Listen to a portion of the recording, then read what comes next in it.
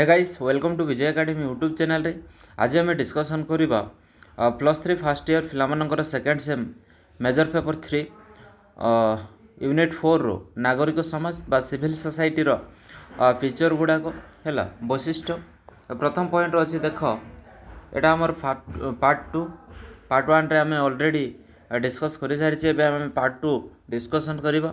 प्रथम पॉइंट अच्छी देख फीचर नागरिक समाज हूँ राष्ट्र सरकारी अनुष्ठान मानक बाद दे से समाज मध्य रोकवा अवशिष्ट बेसरकारी गोष्ठी और संगठन मानकर समूहर स्वरूप। 2 नंबर अच्छे शिष्टता यार आधार हो नागरिक समाज अन्य नाम शिष्ट समाज से कारण यह गणतांत्रिक संवैधानिक उपाय अवलंबन करे और हिंसा तथा अनैतिक उपाय परिहार करता है।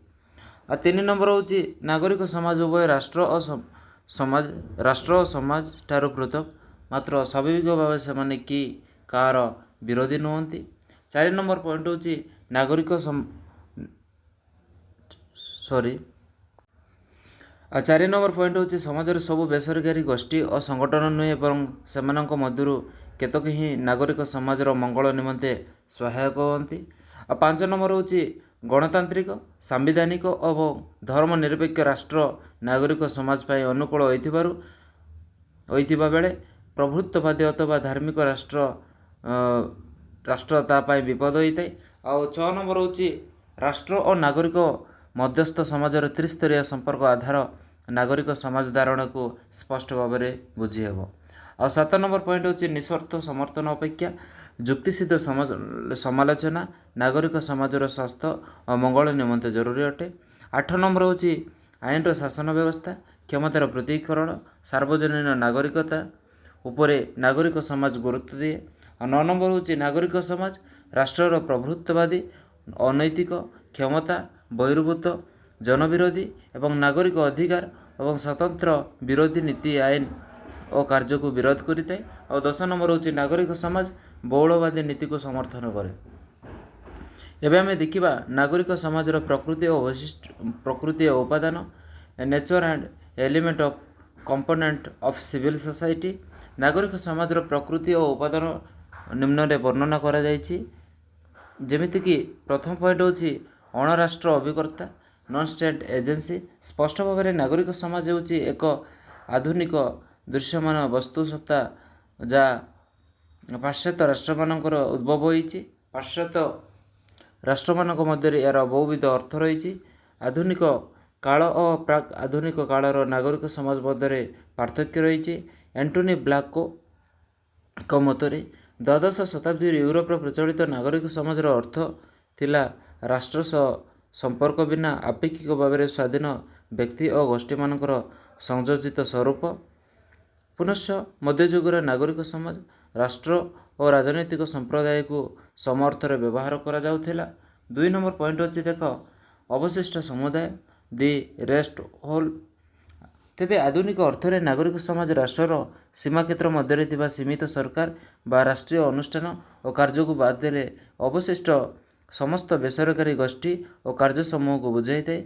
मोट उपर यह राष्ट्र किंबा परिवार नुहे बरं सेमानक मध्यवर्ती विभिन्न गोष्ठी और संघ मानकर सक्रिय और सकारात्मक भूमिकार एक सम्मिलित रूप अर्थात यह सरकार ठारू स्वाधीन और स्वयंशासित विभिन्न बेसरकारी संगठन गणमाध्यम प्रकाशन इत्यादि प्रकाशन विभिन्न स्वेच्छासेवी और वृत्तिगत संघ कारखाना समवाय संस्था विश्वविद्यालय छात्र संगठन मानवाधिकार सूचना अधिकार गोष्ठी परिवेशविद गोष्ठी इत्यादि समाहार। और 3 नंबर पॉइंट हूँ परिपूरक सांप्रतिक अर्थरे नागरिक समाज राष्ट्र विरोधी नुहे समाज राष्ट्र आंद्रे बेटेलिंग मतरे राष्ट्र और नागरिक समाज परस्पर परिपूरक और विकल्प नुहति। तांको मतरे राष्ट्र को पछकु ठेलीदेले ता स्थान में नागरिक समाज को कार्य करने छड़ा जाई पारिबो नहीं कारण राष्ट्र संपादन करुवा केतेक अपरिहार्य कार्य जदि दुर्बल हुए तो अथवा तार पतन हुए तेबे नागरिक समाज मूलरू नष्ट हो नरबेरटा बोटियो को मतरे जदि नागरिक समाजर राष्ट्र विरोधी संज्ञा निरूपण करा जाए तेबे तार सकारात्मक संज्ञा प्रदान करने को सहज हेब नहीं कारण यह राष्ट्रर ପରିସରକୁ ସୀମିତ କରିବା ପରେ ବାକି ରହିଥିବା ଅବଶିଷ୍ଟ ସବୁର ତାଲିକା ପ୍ରଶ୍ନ କରିବାକୁ ହେବ। ଠିକ୍ ସେହିପରି ରାଷ୍ଟ୍ର ଓ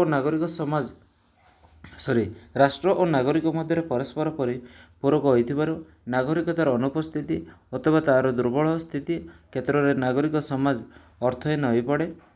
ରାଷ୍ଟ୍ରକୁ ବଳିଦେଲେ ଜନସାଧାରଣ ବା ନାଗରିକମାନଙ୍କୁ ଶକ୍ତିଶାଳୀ କରିବା ଅର୍ଥ ନାଗରିକ ସମାଜକୁ ଧ୍ୱଂସ କରିବା। ନିଜର ସ୍ଥିତି ନିମନ୍ତେ ନାଗରିକ ସମାଜ ସମୂହ ଭାବେ ଆବଶ୍ୟକ କରେ କେତେକ ଯୁକ୍ତିସିଦ୍ଧ ଅବୈକ୍ତିକ ବିଧି ଯାହାର ଚରମ ପ୍ରତିଶ୍ରୁତି କେବଳ ରାଷ୍ଟ୍ର ହିଁ ଦେଇପାରିବ। ଯେକୌଣସି ପ୍ରକାର ରାଷ୍ଟ୍ର ନୁହେଁ, କେବଳ ଆଧୁନିକ ସାମ୍ବିଧାନିକ ରାଷ୍ଟ୍ର ହିଁ ନାଗରିକ ସମାଜର ବିକାଶ ନିମନ୍ତେ ପ୍ରାସଙ୍ଗିକ। ସାମ୍ବିଧାନିକ ଗଣତନ୍ତ୍ର ନୀତି ଓ କାର୍ଯ୍ୟପଦ୍ଧତି ତଥା ବିଧିସଙ୍ଗତ ପ୍ରଭୁତ୍ୱର ଅନୁକ୍ରମ ପ୍ରତି ସମ୍ମାନବୋଧ ଉପରେ ନିର୍ଭରଶୀଳ। ନାଗରିକ ସମାଜ ତିଷ୍ଠି ରହିବା ନିମନ୍ତେ କେବଳ ରାଷ୍ଟ୍ର ପ୍ରଭୁତ୍ୱର ଢାଞ୍ଚା ନୁହେଁ, ସରଳ ଓ ସରକାରୀ ଅନୁଷ୍ଠାନର ପ୍ରଭୁତ୍ୱ ଢାଞ୍ଚା ପ୍ରତି ସମ୍ମାନବଦ୍ଧ ରହିବା ଉଚିତ। ଏହି ପ୍ରଭୁତ୍ୱ ଢାଞ୍ଚାଗୁଡ଼ିକ ସମ୍ପ୍ରତି ଅବିରତ ଜନସନ୍ତୋଷକାରୀ ବୁଦ୍ଧିଜୀବୀମାନଙ୍କ ଦ୍ୱାରା ଆକ୍ରମଣର ଶିକାର ହେଉଛନ୍ତି। ଏହା ସତ୍ୟ ଯେ କୌଣସି ସରକାରୀ ବା ସର୍ବସାଧାରଣ ଅନୁଷ୍ଠାନ ତର୍ଜମା ଜନସମାଲୋଚନା ଊର୍ଦ୍ଧ୍ୱରେ ରହିବା ଉଚିତ ନୁହେଁ। ବାସ୍ତବରେ ଯୁକ୍ତିସିଦ୍ଧ ସମାଲୋଚନା ନାଗରିକ ସମାଜର ସ୍ୱାସ୍ଥ୍ୟ ଓ ମଙ୍ଗଳ ନିମନ୍ତେ ଜରୁରୀ, ଯାହାର ଦମନ ଫଳରେ ପୂର୍ବ ୟୁରୋପର ନାଗରିକ ସମାଜର ପତନ ଘଟିଲା। ଏବେ ଆମେ ଦେଖିବା 4 ନମ୍ବର ପଏଣ୍ଟ ହେଉଛି ଶିଷ୍ଟତା ବା ସିଭିଲିଟି। ପାଶ୍ଚାତ୍ୟ ଜଗତରେ ନାଗରିକ ସମାଜ ସହିତ ଜଡ଼ିତ ଅନ୍ୟତମ ବୈଶିଷ୍ଟ୍ୟ ହେଉଛି ଶିଷ୍ଟତା, ଯାହା ମାର୍ଜିତ ଅଥବା ସଂଯତ ଆଚରଣକୁ ସୂଚିତ କରେ। ଆଡାମ ଫର୍ଗୁସନଙ୍କ ମତରେ ନାଗରିକ ସମାଜ ହେଉଛି ଶିଷ୍ଟକରଣ ପ୍ରକ୍ରିୟାର ଶେଷ ଉତ୍ପାଦ, ଯାହାଦ୍ୱାରା ଆବେଗ ଯୁକ୍ତି ବଳରେ କ୍ରମଶଃ ସ୍ୱାଭାବିକ ହେଲା। ଆଚରଣକୁ ସାଧାରଣତଃ ଭାବେ ନମନୀୟ, ସହାନୁଭୂତିଶୀଳ କଲା। ସମୟାନୁଷ୍ଠିକ କେତେକ ଲେଖକ ଶିଷ୍ଟତାକୁ ନାଗରିକ ସମାଜର ଏକ ଉପାଦାନ ରୂପେ ବିବେଚନା କରନ୍ତି। 2ଟି ଗୁରୁତ୍ୱପୂର୍ଣ୍ଣ ଉପାୟରେ ଆଚରଣକୁ ଶିଷ୍ଟତା ଗଣତାନ୍ତ୍ରିକ ଜୀବନପଥକୁ ପରିପୁଷ୍ଟ କରେ। ପ୍ରଥମତଃ, ଗଣତନ୍ତ୍ର ଭିନ୍ନ ଚିନ୍ତାଧାରା ସ୍ୱାର୍ଥର ବ୍ୟକ୍ତି ପକ୍ଷମାନଙ୍କ ମଧ୍ୟରେ ନିରନ୍ତର ବାର୍ତ୍ତାଳାପର ଆବଶ୍ୟକ କରେ। ସେହି ବାର୍ତ୍ତାଳାପ ସଫଳ ହେବାର କୌଣସି ସମ୍ଭାବନା ସେ ପର୍ଯ୍ୟନ୍ତ ନଥାଏ ଯେ ପର୍ଯ୍ୟନ୍ତ କିଛି ମାତ୍ରାରେ ନିୟନ୍ତ୍ରଣ ସଂଯମ ରକ୍ଷା କରାନଯାଏ। ତେବେ ଶିଷ୍ଟତାକୁ ପବନରେ ଉଡ଼ାଇ ଦିଆଯାଏ କେତେବେଳେ ଗଣତାନ୍ତ୍ରିକ ସାମାଜିକ ଢାଞ୍ଚା ଦୁର୍ବଳ ହୋଇଯାଏ। ଦ୍ୱିତୀୟତଃ, ଗଣତନ୍ତ୍ରର ସଫଳତା ଆବଶ୍ୟକ କରେ ସାଧାରଣତନ୍ତ୍ର ପରିସର ସାମାଜିକ ବିନିମୟର ଆଧାର ରୂପେ ସମାନତାକୁ ଆନ୍ତରିକତାର କିଛି ମାତ୍ରାରେ ଗ୍ରହଣ କରିବା। କେବଳ ସମାନ ମର୍ଯ୍ୟାଦା ସୁଯୋଗ ନିମନ୍ତେ ଆଇନ ତିଆରି କରିବା ଯଥେଷ୍ଟ ନୁହେଁ। ସେହି ଆଇନଗୁଡ଼ିକର ଆଦୌ ଫଳପ୍ରଦ ହେବ ନାହିଁ ଯେପର୍ଯ୍ୟନ୍ତ ପୂର୍ବର ସାମନ୍ତବାଦୀ ଅଥବା ଶ୍ରେଣୀବଦ୍ଧ ସମାଜର ଲକ୍ଷଣସୂଚକ ସେହି ହୃଦୟ ପ୍ରବୃତ୍ତିର ପରିବର୍ତ୍ତନ ହୋଇନାହିଁ। ତେଣୁ ନାଗରିକ ସମାଜକୁ ନାମାନ୍ତର ଶିଷ୍ଟ ସମାଜ ମଧ୍ୟ କୁହାଯାଏ। ରାଷ୍ଟ୍ର ଓ ନାଗରିକ ମଧ୍ୟସ୍ଥ ନାଗରିକମାନଙ୍କ ମଧ୍ୟରେ ଥିବା ତ୍ରିସ୍ତରୀୟ ସମ୍ପର୍କ ପରିପ୍ରେକ୍ଷୀରେ ହିଁ କେବଳ ନାଗରିକ ସମାଜକୁ ବୁଝିହେବ। ରାଷ୍ଟ୍ର ଓ ନାଗରିକ ସମାଜ ସମ୍ପର୍କ ଏକ ସମୟରେ ଅନ୍ତରଙ୍ଗ, ସ୍ପଷ୍ଟ ଅଥବା ସନ୍ଦେହଜନକ, କେତେକ ସେମାନଙ୍କ କ୍ଷେତ୍ରରେ କାର୍ଯ୍ୟକ୍ଷେତ୍ର ସ୍ପଷ୍ଟ ଭାବରେ ପୃଥକ୍ ବୋଲି ହେଉଥିବା ବେଳେ ଆଉ କେତେକ ସେମାନଙ୍କ ପରସ୍ପର ମଧ୍ୟରେ ଅନ୍ତଃପ୍ରବେଶ କରୁଥିବାର ବିଷୟକୁ ଗୁରୁତ୍ୱ ବହନ କରିଥାଏ। 5 ନମ୍ବର ପଏଣ୍ଟ ହେଉଛି ଆଇନର ଶାସନ, ରୁଲ୍ ଅଫ୍ ଲ। ସେହିପରି ଆଇନର ଶାସନ ବିନା ନାଗରିକ ସମାଜ ତିଷ୍ଠି ରହିପାରିବ ନାହିଁ। ଆଇନର ଶାସନ ପ୍ରତିଶ୍ରୁତି କେବଳ ସାମ୍ବିଧାନିକ ରାଷ୍ଟ୍ର ହିଁ ଦେଇପାରିବ। ଏହାର ଅର୍ଥ ହେଉଛି ଏକ ଅବୈତନିକ ନିରପେକ୍ଷ ଆଦେଶ ବଳରେ ସମାଜର ସକଳ ସଦସ୍ୟ ଆଇନର ସମାନ ସୁରକ୍ଷା, ଆଇନ ଆଗରେ ସମାନତା ଲାଭ କରିପାରିବେ। କୌଣସି ବ୍ୟକ୍ତି ଆଇନର ବାହାରେ କିମ୍ବା ଆଇନର ଊର୍ଦ୍ଧ୍ୱରେ ନୁହନ୍ତି। ନୀତି ଦୃଷ୍ଟିରୁ ରାଷ୍ଟ୍ର ସର୍ବୋଚ୍ଚ ପଦାଧିକାରୀ ସମାଜର ନ୍ୟୂନତମ ସଦସ୍ୟ ସହ ସମାନ। 6 ନମ୍ବର ହେଉଛି କ୍ଷମତାର ପୃଥକୀକରଣ। ଆଧୁନିକ ସାମ୍ବିଧାନିକ ତତ୍ତ୍ୱ ଅନୁସାରେ ରାଷ୍ଟ୍ରକୁ ସମ୍ପାଦନ କରିବା ନିମନ୍ତେ ଥିବା ବହୁବିଧ କାର୍ଯ୍ୟ ଦୃଷ୍ଟିରୁ କ୍ଷମତା ପୃଥକୀକରଣ ସେପାରେସନ୍ ଅଫ୍ ପାୱାର ନୀତି ଯାହା ପାଇଁ ଜରୁରୀ ଅଟେ। ଆଧୁନିକ ରାଷ୍ଟ୍ର ସର୍ବତ୍ର ବିସ୍ତାରବାଦୀ ପ୍ରବୃତ୍ତି ଦର୍ଶାଇ ନିଜର କାର୍ଯ୍ୟ ଓ ଦକ୍ଷତା ପରିସର ବୃଦ୍ଧି କରିବାକୁ ଚାହୁଁଥିଲା ବେଳେ ନାଗରିକ ସମାଜର ରାଷ୍ଟ୍ର ତାହା ନିଜ ମଧ୍ୟରେ କାର୍ଯ୍ୟର ପୃଥକୀକରଣ ଚାହେଁ। ଗୋଟିଏ ସାମ୍ବିଧାନିକ ରାଷ୍ଟ୍ର ନିଜ କାର୍ଯ୍ୟ ଓ କ୍ଷମତାକୁ ନିଜେ ସୀମିତ କରିଥାଏ। ନାଗରିକ ସମାଜ ଧାରଣା ସମାଜର ପ୍ରବିଧିକରଣକୁ ସମର୍ଥନ କରେ।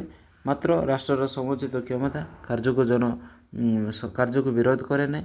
ନାଗରିକ ସମାଜ ହିଂସା ଓ ଅନୈତିକ ପନ୍ଥାକୁ ପରିହାର କରେ ଓ ଶାନ୍ତିପୂର୍ଣ୍ଣ ଗଣତାନ୍ତ୍ରିକ ସାମ୍ବିଧାନିକ କୌଶଳ ପ୍ରୟୋଗ କରି ରାଷ୍ଟ୍ରର ପ୍ରଭୁତ୍ୱବାଦୀ ଅନୈତିକ କ୍ଷମତା ବହିର୍ଭୂତ ଜନବିରୋଧୀ ନାଗରିକର ଅଧିକାର ସ୍ୱତନ୍ତ୍ରତା ବିରୋଧୀ ନୀତି ଆଇନ ଓ କାର୍ଯ୍ୟକୁ ବିରୋଧ କରିଥାଏ। ଏବେ ଦେଖିବା ସ୍ୱୟଂଶାସିତ ନାଗରିକ ବିନା ନାଗରିକ ସମାଜ ଏକ ଅସମ୍ଭବ ବ୍ୟାପାର। ଅଧିକାଂଶ ପ୍ରାକ୍ ଆଧୁନିକ ସମାଜର ବୈଶିଷ୍ଟ୍ୟ ଥିଲା ଗୋଷ୍ଠୀ ନିକଟରେ ବ୍ୟକ୍ତିର ଅଧୀନତା ବଶତ୍ୱ ସ୍ୱୀକାରୋକ୍ତ।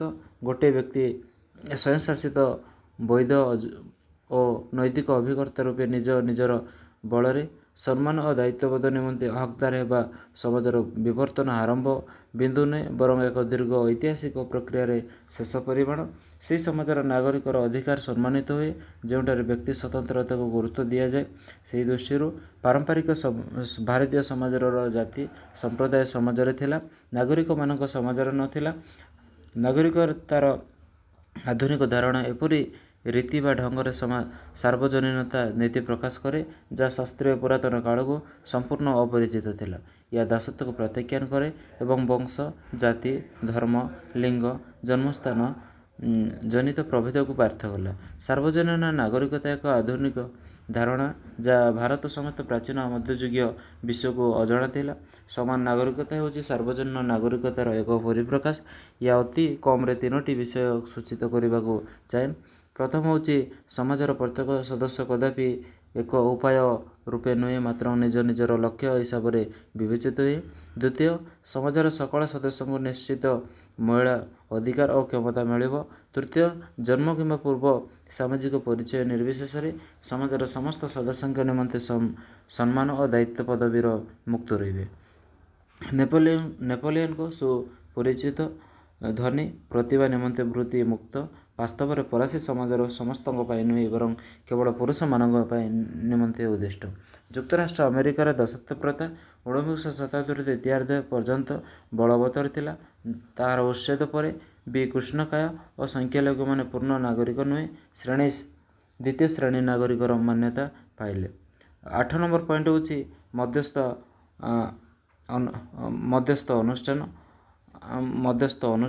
ମଧ୍ୟସ୍ଥ ଅନୁଷ୍ଠାନଗୁଡ଼ିକ ବିଭିନ୍ନ ପ୍ରକାର। ସେଗୁଡ଼ିକର ସବୁ ନୁହେଁ। କେତେକ ନାଗରିକ ସମାଜ ଉନ୍ନତି ପାଇଁ କାର୍ଯ୍ୟ କରନ୍ତି। ଏକ ଅନୁଷ୍ଠାନ ହେଉଛି ଗୋଟିଏ ସାମାଜିକ ବ୍ୟବସ୍ଥା ଯାହାର କିଛି ଏକ ସ୍ୱତନ୍ତ୍ର ପରିଚୟ, ଏକ ସ୍ୱତନ୍ତ୍ର ଆଭ୍ୟନ୍ତରୀଣ ଢାଞ୍ଚା, ସଂସ୍କୃତି ଏବଂ ଏକ ଜୀବନକାଳ ଯାହା ତାହାର ସଦସ୍ୟମାନଙ୍କ ଜୀବନଠାରୁ ବହୁ ଦୂର ପର୍ଯ୍ୟନ୍ତ ପରିବ୍ୟାପ୍ତ। ମଧ୍ୟସ୍ଥ ଅନୁଷ୍ଠାନଗୁଡ଼ିକ ମୁକ୍ତ ଓ ଧର୍ମନିରପେକ୍ଷ। ମୁକ୍ତ ଏଇଥିପାଇଁ ଯେ ସେମାନଙ୍କର ସଦସ୍ୟତା ବଂଶ, ଜାତି, ଧର୍ମ, ଲିଙ୍ଗ, ବାସସ୍ଥାନ ଆଦି ବିଚାରରୁ ମୁକ୍ତ। ସେମାନେ ଦାୟିତ୍ୱରୁ ପଦବୀ ଏବଂ ବିଶ୍ୱବିଦ୍ୟାଳୟର ସମସ୍ତ ଡାକ୍ତରଖାନାରେ ଇତ୍ୟାଦିର ନିଯୁକ୍ତି ନୀତି ମୁକ୍ତ ପ୍ରତିଯୋଗିତା ଆଧାର ହୋଇଥାଏ। ଧର୍ମନିରପେକ୍ଷ ଏଇଥିପାଇଁ ଯେ ସେମାନେ ଆଭ୍ୟନ୍ତରୀଣ ବ୍ୟବସ୍ଥା, ଜାତି, ଧର୍ମର ନୀତି ଏବଂ ସେମାନଙ୍କର କର୍ତ୍ତୃପକ୍ଷଙ୍କ ଦ୍ୱାରା ନିୟନ୍ତ୍ରିତ ହୁଏନି। 9 ନମ୍ବର ହେଉଛି ବହୁଳବାଦୀ ବା ପ୍ଲୁରାଲିଷ୍ଟ। ପ୍ରଶାସନ ଏବଂ ରାଜନୀତିର ଅନୁଷ୍ଠାନଗୁଡ଼ିକ ପରସ୍ପରଠାରୁ ପୃଥକ୍ ହେବା। ସମାଜର ବହୁ ରାଜନୈତିକ ଦଳ ସଂଘ ରହିବା ଉଚିତ। ନାଗରିକ ସମାଜର ଅନୁଷ୍ଠାନର ବହୁଳତା ସହ ଅନୁଷ୍ଠାନମାନଙ୍କର ସ୍ୱତନ୍ତ୍ର ଜଡ଼ିତ ରହିଥାଏ। ଅର୍ଥାତ୍ ନାଗରିକ ସମାଜ ବହୁବାଦୀ ନୀତିକୁ ସମର୍ଥନ କରିଥାଏ। 10 ନମ୍ବର ପଏଣ୍ଟ ହେଉଛି ଧର୍ମ ନିରପେକ୍ଷତା। ସାମ୍ପ୍ରତିକ ସମୟରେ ରାଷ୍ଟ୍ର ପରି ଧର୍ମଠାରୁ ବି ନାଗରିକ ସମାଜ ପ୍ରତି ବିପଦ ସମ୍ଭାବନା ରହିଛି। ଧର୍ମ ରାଜନୀତିର ମିଳନଠାରୁ ଅଧିକ ଭୟଙ୍କର ବିପଦ ନାଗରିକ ସମାଜ ଆଉ କିଛି ନ ଥାଇପାରେ ଯାହା ଇରାନ କ୍ଷେତ୍ରରେ ପ୍ରମାଣିତ ହୋଇଛି। ତେବେ ରାଷ୍ଟ୍ର ପରି ଧର୍ମ ମଧ୍ୟ ନାଗରିକ ସମାଜର ଶତ୍ରୁ ନୁହେଁ, ମାତ୍ର ଧର୍ମ ସେତେବେଳେ ନାଗରିକ ସମାଜ ପାଇଁ ଶତ୍ରୁ ହୋଇଯାଏ ଯେତେବେଳେ ତାହାର ସମାଜର ସବୁ ଦିଗକୁ ଆବୋରି ବସେ। ପ୍ରତ୍ୟେକ ବ୍ୟକ୍ତି ପ୍ରତ୍ୟେକ ଅନୁଷ୍ଠାନକୁ ନିୟନ୍ତ୍ରଣ କରେ। ନାଗରିକ ସମାଜ ସେମାନଙ୍କର ଧ୍ୱଂସ କରେ ନାହିଁ ବରଂ ସେମାନଙ୍କ ପ୍ରତ୍ୟକ୍ଷ ନିୟନ୍ତ୍ରଣ ବାହାର ସ୍ଥାନ ସୃଷ୍ଟି କରି ସେଥିରେ ବାସ କରୁଥିବା ଦ୍ୱାରା ବିକାଶ ଲାଭ କରେ। ଧାର୍ମିକ ସହନଶୀଳତା। ଧର୍ମ ପ୍ରତି ସମ୍ମାନ ହେଉଛି ଶିଷ୍ଟ ସଂସ୍କୃତିର ମୌଳିକ ଉପାଦାନ। 4 ନମ୍ବର ପଏଣ୍ଟ ଦେଖ, ଭୂମିକା ଓ ସ୍ଥିତି। ନାଗରିକ ସମାଜର ଭୂମିକା ଓ ସ୍ଥିତି କ'ଣ ସେ ବିଷୟରେ ଆମେ ଡିସ୍କସ୍ କରିବା। ଏବେ ନିଜର ସ୍ୱାଭାବିକ ପ୍ରବୃତ୍ତି, ଜନମଙ୍ଗଳ ଚରିତ୍ର ଆଧୁନିକ ରାଷ୍ଟ୍ରକୁ କ୍ଷମତା ପ୍ରସାରୀ କରି ଚାଲିଛି। ରାଷ୍ଟ୍ରର କାର୍ଯ୍ୟ ଓ କ୍ଷମତା ପରିସର ବୃଦ୍ଧି ହେବା ସଙ୍ଗେ ସଙ୍ଗେ ତାହାର ନିୟନ୍ତ୍ରଣ ପରିସର ମାତ୍ର ସ୍ୱତଃ ବୃଦ୍ଧି ପାଇଛି। ଅନ୍ୟପକ୍ଷରେ ବ୍ୟକ୍ତିବାଦ ତଥା ନକାରାତ୍ମକ ରାଷ୍ଟ୍ର ବ୍ୟବସ୍ଥାକୁ ଫେରିଯିବା ଏବେ ସମ୍ଭବ ନୁହେଁ। ତେବେ ଜନସାଧାରଣଙ୍କୁ ବ୍ୟକ୍ତିଗତ ସମୂହ ରୂପେ ତିଷ୍ଠି ରହିବାକୁ ହେଲେ ଯେଉଁଠି ବ୍ୟକ୍ତିର ସାର୍ବଭୌମତ୍ୱ, ସ୍ୱତନ୍ତ୍ରତା, ସ୍ୱୟଂଶାସନ ସୁରକ୍ଷିତ ରହିପାରିବ, ଏ କ୍ଷେତ୍ରରେ ସେମାନଙ୍କ ପୃଥକ୍ ସଂଗ୍ରାମ ଅପେକ୍ଷା ସମୂହ ସଚେତନତା ଅଧିକ ପ୍ରଣିଧାନଯୋଗ୍ୟ ଓ ଫଳପ୍ରଦ। ରାଜନୈତିକ ସମାଜ ମଧ୍ୟରେ ଥିବା ଜନସାଧାରଣ ବି ଅଣ-ରାଜନୈତିକ ଦିଗ ରହିଛି ଯାହାର ନାଗରିକ ସମାଜର ଦୃଶ୍ୟମାନ। ଏହି ଅଣ-ରାଜନୈତିକ ନାଗରିକ ସମାଜ ରାଷ୍ଟ୍ରର ରାଜନୈତିକ କାର୍ଯ୍ୟ ବାହାରେ ଜୀବନର ଅନ୍ୟ ସ୍ୱାଭାବିକ ଦିଗଗୁଡ଼ିକ କେବଳ ଉପଭୋଗ କରେ ନାହିଁ, ତାହାର ସୁରକ୍ଷା ମଧ୍ୟ ନିମନ୍ତେ ପ୍ରୟାସ ଜାରି ରଖେ। ଅହିଂସା ଓ ଶାନ୍ତିପୂର୍ଣ୍ଣ ଭାବରେ କୃତ୍ରିମ ବିଭେଦ ରହିଛି ତଥା ସାମ୍ବିଧାନିକ ଉପାୟ ମଧ୍ୟ ଏହି ସଂଗ୍ରାମ କରି ନିଜକୁ ସମୂହ ଭାବରେ ସୁରକ୍ଷିତ ରଖିବାର ଆବଶ୍ୟକତା ରହିଛି। ସମାଜ ପାଇଁ ଅନ୍ୟପକ୍ଷର ରାଷ୍ଟ୍ରକୁ ନିଜର କାର୍ଯ୍ୟ ଓ କ୍ଷମତା ସୀମା ମଧ୍ୟରେ ରଖି ଆଗରୁ ରଖାଯିବା ନିମନ୍ତେ ବାରଣ କରିବା ମଧ୍ୟ ଏକ କାର୍ଯ୍ୟ। ନାଗରିକ ସମାଜର କ୍ରମବିକାଶ ରାଷ୍ଟ୍ରର ରଚନାତ୍ମକ ଭୂମିକା ଗ୍ରହଣ କରାଯାଇପାରିବ। ବ୍ରିଟେନ ଓ ନେଦରଲ୍ୟାଣ୍ଡ କ୍ଷେତ୍ରରେ ସମ୍ଭବ ହୋଇପାରିଛି। ବିପରୀତ କ୍ରମେ ରାଷ୍ଟ୍ର ମଧ୍ୟ ବିନାଶକାରୀ ଭୂମିକା ନେଇପାରେ, ଯାହା ଜର୍ମାନୀ ଓ ସୋଭିଏତ ରୁଷିଆ କ୍ଷେତ୍ରରେ ଦେଖାଯାଇଛି। ସାମ୍ପ୍ରତିକ ସମୟରେ ରାଷ୍ଟ୍ର ସମେତ ବିଶ୍ୱର ଅନେକ କ୍ଷେତ୍ରରେ ନାଗରିକ ସମାଜ ଅଧିକରୁ ଅଧିକ ସକ୍ରିୟ ହୋଇସାରିଛି। ସାମାଜିକ ଗଣମାଧ୍ୟମଗୁଡ଼ିକ ନାଗରିକ ସମାଜର ଆନ୍ଦୋଳନକୁ ଅଧିକ ତୀବ୍ର କରିସାରିଛନ୍ତି। ପରିମାଣତଃ ଯୁଗ ଯୁଗର ଶାସନଗତ ସ୍ଥାଣୁତ୍ୱ, ଅପାରଗତା, ଅହଙ୍କାର ସ୍ୱଳ୍ପ ସମୟରେ ଦୂରେଇ ଯାଇଛି ଅଥବା ସେଭଳି ଶାସନ ବ୍ୟବସ୍ଥା ତାସଘର ପରି ଭୁଷୁଡ଼ି ପଡ଼ିଛି। 2011 ମସିହା ନାଗରିକ ସମାଜର ବର୍ଷ କହିଲେ ଅତ୍ୟୁକ୍ତି ହେବ ନାହିଁ। ଏହି ବର୍ଷ ଆଫ୍ରିକୀୟ ଦେଶ ଟ୍ୟୁନିସିଆ, ଇଜିପ୍ଟ, ଲିବିୟା ଏବଂ ଏସୀୟ ଦେଶରେ ୟେମେନ ଆଦିର ନାଗରିକ ସମାଜର ଶାନ୍ତିପୂର୍ଣ୍ଣ ଗଣ-ଆନ୍ଦୋଳନ ଫଳରେ ସେ ଦେଶମାନଙ୍କର ବହୁ ବର୍ଷ ଧରି ଶାସନ କ୍ଷମତାକୁ ଧରି ରଖିଥିବା ପ୍ରଭୁତ୍ୱବାଦୀ ଶାସକମାନଙ୍କର ସ୍ଥିତି ଦୃଢ଼ ଭାବରେ ଦହଳି ଯାଇଥିଲା ଏବଂ କେତେକ ଗାଦିଚ୍ୟୁତ ମଧ୍ୟ ହୋଇଥିଲେ। ସେହି ବର୍ଷ ଗଣତାନ୍ତ୍ରିକ ରାଷ୍ଟ୍ର ଭାରତ ମଧ୍ୟ ନାଗରିକ ସମାଜର ପୁରୁକା ଗାନ୍ଧୀବାଦୀ ନେତା ଆନ୍ନା ହଜାରେଙ୍କ ନେତୃତ୍ୱରେ ଅଭୂତପୂର୍ଣ୍ଣ ଆନ୍ଦୋଳନ ଚଳାଇ ଦୁର୍ନୀତି ବିରୋଧରେ ଦୃଢ଼ ଆଇନଗତ ବ୍ୟବସ୍ଥା କରିବା ନିମନ୍ତେ କେନ୍ଦ୍ର ସରକାରକୁ ବାଧ୍ୟ କରିଥିଲେ। 2005 ମସିହା ଦେଶରେ କାର୍ଯ୍ୟରତ ସୂଚନା ଅଧିକାର ଆଇନ ନାଗରିକ ସମାଜ ହାତ ଏକ ଅମୋଘ ଅସ୍ତ୍ର ପାଲଟିଛି। ପୂର୍ବରୁ ପାକିସ୍ତାନର ନାଗରିକ ସମାଜର ସକ୍ରିୟତା ସେ ଦେଶର 2008 ମସିହାରୁ ଗଣତାନ୍ତ୍ରିକ ଶାସନ ପ୍ରତିଷ୍ଠା କରିବାରେ ସହାୟକ ହେଲା। ଏପରି ଆନ୍ଦୋଳନର ପ୍ରଭାବ ସାମରିକ ଶାସିତ ରାଷ୍ଟ୍ର ମିଆଁମାର, ପୂର୍ବର ବର୍ମା ଆଉ ସାମ୍ୟବାଦୀ ରାଷ୍ଟ୍ର ଚୀନ ଉପରେ ମଧ୍ୟ ପଡ଼ିବା ଆରମ୍ଭ କରିଛି। ପରିବାର, ରାଷ୍ଟ୍ର ଓ ବଜାର ବାହାରେ ସାଧାରଣ ଲକ୍ଷ୍ୟ ହାସଲ ପାଇଁ ସମବେତ ଜନସାଧାରଣ ଏକ ନାଗରିକ ଓ ସଭ୍ୟ ସମାଜ ଗଠନ କରନ୍ତି। ଏହା ସମାଜର ତୃତୀୟ କ୍ଷେତ୍ର, ଥାର୍ଡ଼ ସେକ୍ଟର ନାମରେ ପରିଚିତ, ଯାହା ସରକାର ଓ ବ୍ୟବସାୟୀ ଠାରୁ ପୃଥକ୍ ପରିଚୟ ଦେଇଥାଏ। ଏହା ଏକ ବେସରକାରୀ ସଂଗଠନର ସମଷ୍ଟି ଯାହା ନାଗରିକମାନଙ୍କର ସାଧାରଣ ସ୍ୱାର୍ଥ ଓ ଇଚ୍ଛାକୁ ପ୍ରତିପାଦନ କରିଥାଏ। ଏହା ସମାଜ ଓ ଜନସାଧାରଣଙ୍କ ଏକ ସଂଗଠନ ଯାହା ସରକାରୀ ନିୟନ୍ତ୍ରଣରେ ପରିଚାଳିତ ନ ଥାଏ। କଲିନ୍ସଙ୍କ ଇଂରାଜୀ ଭାଷାକୋଷରେ ବାକ୍ ସ୍ୱାଧୀନତା, ସ୍ୱାଧୀନ ନ୍ୟାୟପାଳିକା ଆଦି ଗଣତାନ୍ତ୍ରିକ ସମାଜ ପ୍ରତିଷ୍ଠାର ଉପାଦାନକୁ ନେଇ ସଭ୍ୟ ସମାଜ ସମୃଦ୍ଧ ହୋଇଥାଏ ବୋଲି ଦର୍ଶାଯାଇଛି। ସଭ୍ୟ ସମାଜ ଓ ଗଣତାନ୍ତ୍ରିକ ରାଜନୈତିକ ସମାଜ ମଧ୍ୟରେ ସମ୍ପର୍କକୁ ଡି ଟୋକେଭିଲଙ୍କ ଲେଖାରେ ପଢ଼ିବାକୁ ମିଳୁଥିଲେ ମଧ୍ୟ ବିଂଶ ଶତାବ୍ଦୀରେ ଗାବ୍ରିଏଲ ଏଲମଣ୍ଡ, ସିଡନୀ ଗର୍ବଙ୍କ ଗଣତାନ୍ତ୍ରିକ ବିଶୃଙ୍ଖଳା ମଧ୍ୟରେ ରାଜନୈତିକ ସଂସ୍କୃତିର ଭୂମିକାକୁ ବିଶେଷ ଭାବରେ ଆଲୋଚନା କରାଯାଇଛି। ତଥାପି ଏହି ପରିପୁଷ୍ଟ ନାଗରିକ ସମାଜ ସୃଷ୍ଟି କରିବା, ସଚେତନଶୀଳତା ତୀବ୍ରତା ବୃଦ୍ଧି କରିବା, ରାଜନୈତିକ ନିରପେକ୍ଷତା ଶୂନ୍ୟତା ସହିତ ବ୍ୟାପକ ଭାବରେ ଅଂଶଗ୍ରହଣ କରିବା, ନାଗରିକର ଉତ୍ତରଦାୟିତ୍ୱ କରିବା ଆଦି ଲକ୍ଷ୍ୟ ପରିପୂରଣ ପାଇଁ କାର୍ଯ୍ୟ କରୁଥିବା ନାଗରିକ ସମାଜର ସଫଳତା ସଭ୍ୟ ସମାଜର ଅଣ-ରାଜନୈତିକ ସଂଗଠନଙ୍କ ମଧ୍ୟରେ ଗଣତାନ୍ତ୍ରିକ ସଫଳ ପରିପ୍ରକାଶ ଅତ୍ୟନ୍ତ ଜରୁରୀ ଅଟେ। ଏହା ସତ୍ତ୍ୱେ ନାଗରିକ ସମାଜକୁ ଏକ ନବ୍ୟ ଉପନିବେଶୀୟ କାର୍ଯ୍ୟକ୍ରମ ହିସାବରେ ଜୟସେନ ସମାଲୋଚନା କରିଛନ୍ତି। ଏହା ଗଣତନ୍ତ୍ର ଓ ପ୍ରତିନିଧିମୂଳକ ବ୍ୟବସ୍ଥା ସହିତ ସମ୍ପର୍କିତ ହୋଇଥିବାରୁ ସଂକୀର୍ଣ୍ଣ ଜାତୀୟତା ଏବଂ ଜାତୀୟତାବାଦ ସହ ଏହାର ସମ୍ପୃକ୍ତି ରହିଛି ବୋଲି ମଧ୍ୟ କୁହାଯାଏ। ଏବେ ଆମେ ଦେଖିବା କନକ୍ଲୁଜନରେ, କିନ୍ତୁ ଜନମଙ୍ଗଳ ରାଷ୍ଟ୍ରର ଏକ ବିକଳ୍ପ ହିସାବରେ ଏହା ତୃତୀୟ କ୍ଷେତ୍ର କାର୍ଯ୍ୟ କରୁଛି। ଜନମଙ୍ଗଳ ରାଷ୍ଟ୍ର ପୂର୍ଣ୍ଣ ବିନ୍ୟାସୀକରଣ ଏହାକୁ ପ୍ରୋତ୍ସାହନ ଯୋଗାଉଛି। ଏହା ଏକ ନବ୍ୟ ଉଦାରବାଦୀ ଆଶୀର୍ବାଦ ରୂପେ ଉଭାଇଛି। ନୂତନ ସାମାଜିକ ବିପ୍ଳବ ଗୁଡ଼ିକ ନାଗରିକ ସମାଜର ଯଥାର୍ଥତା ଓ ଭୂମିକାକୁ ବୃଦ୍ଧି କରିଛି। ଇଏ ଥିଲା ଆମର ନାଗରିକ ସମାଜ। ପରବର୍ତ୍ତୀ ସମୟରେ ଆମେ ଡିସ୍କସନ୍ କରିବା ଜନମଙ୍ଗଳ ରାଷ୍ଟ୍ର ବା ୱେଲଫେୟାର ଷ୍ଟେଟ୍ ଉପରେ। ରହିଲି, ଧନ୍ୟବାଦ।